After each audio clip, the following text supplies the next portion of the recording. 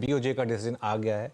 BOJ ने वो जो नेगेटिव इंटरेस्ट रेट्स हैं वो डिसीजन फाइनली ख़त्म किया है। जी हाँ, अब बीओजे ने टारगेट किया है जो अपना इंटरेस्ट रेट है वो अभी आपकी स्क्रीन पर आएगा वो भी, लेकिन एडिशनल ईटीएफ परचेजेस अब बीओजे नहीं करने वाला है। और वो डॉलर येन देखिए आप एकदम से, अब वो आ गया है 149.54 पर। जी हाँ, अभी अभी मैंने कुछ देर पहले आपको दिखाया था वो 149.31 पर था। और अब डॉलर येन ये जो नीचे फ्लैशेस चल रहे हैं ना, इसमें टॉगल करते रहिए, एक बार निके दिखाइए, एक बार डॉलर येन दिखाइए। एक बार यहाँ पर आप ज़रा स्क्रीन पर डॉलर येन लेकर आइए। 149.54 इस समय डॉलर येन। और जो एक क्या था बेसिकली, इतने सालों से bank of Japan negative interest rate रख रहा था। मतलब अगर आप बैंकों में पैसा रखते हैं तो बैंक उल्टा आपको चार्ज करेगा, मतलब आपको फॉरगेट अबाउट कि आपको इंटरेस्ट मिलेगा। क्यों? क्योंकि वो चाहते हैं कि आप उस पैसे को खर्च करें। बैंक में क्यों रखना है, आप उस पैसे को खर्च करिए और इकोनॉमी में डालिए। अब क्या हो रहा है, क्योंकि लेकिन बहुत ज़्यादा पैसा खर्च कर रहे हैं लोग, तो इकोनॉमी थोड़ी सी ओवर हीटेड हो रही है। इसकी वजह से ये फाइनल ये डिसीजन आया है कि जो यील्ड कर्व का कंट्रोल है उसको ख़त्म किया जाए, नेगेटिव ब्याज दरें ख़त्म की जाए। एक बार बाकी की एशियन मार्केट्स क्विकली स्क्रीन पर रख दीजिए ज़रा, और देखते हैं ये 2007 के बाद पहली बार रेट हाइक आया है बैंक ऑफ जापान की तरफ से। सारी की सारी एशियन मार्केट्स आपकी स्क्रीन पर इस समय।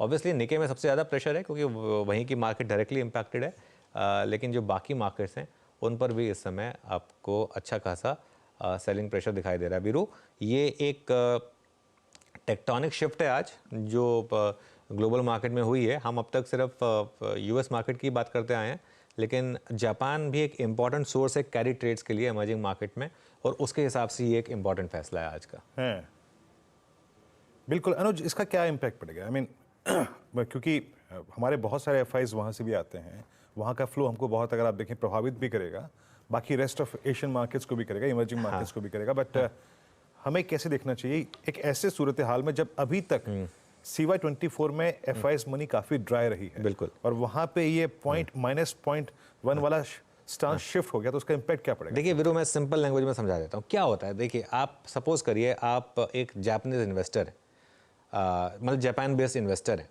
आप क्या करते हैं, आपको सपोज इंडिया जैसी मार्केट में दिख रहा है कि आपको एक अच्छी ग्रोथ मिलने वाली है, तो आप क्या करते हैं, आप पैसा लेते हैं वहाँ से, क्योंकि आपको वो पैसे पे कुछ इंटरेस्ट रेट तो देना नहीं है, तो आप पैसा लेते हैं और उसको आप डाल देते हैं हाई यील्ड वाली मार्केट्स में, ठीक है, उसमें डाल देते हैं आप। और उसके बाद जब उसमें से रिटर्न बन जाता है, उसके बाद आप अपना वो पैसा रिटर्न कर देते हैं। अब इसमें दो दिक्कतें आ जाती हैं। इसमें एक रिस्क उनके पास होता है करेंसी रिस्क का, क्योंकि एक पर्टिकुलर लेवल पे आपने करेंसी में पैसा डाला है, उसके बाद जिस कंट्री में आप पैसा डाल रहे हैं वो करेंसी, क्योंकि इमर्जिंग मार्केट है, उसकी करेंसी डिप्रिशिएट होती है, लेकिन आपको लगता है कि उससे ज़्यादा पैसा आपका बन जाएगा, तो इसके लिए कोई दिक्कत नहीं है। अब इसमें क्या होता है, जब रेट हाइक होती है तो ऑब्वियसली एक तो पहली बात, जिस रेट पे आप जितना पैसा ले रहे हैं आपको उससे ज़्यादा देना है, तो ये आपको पता है।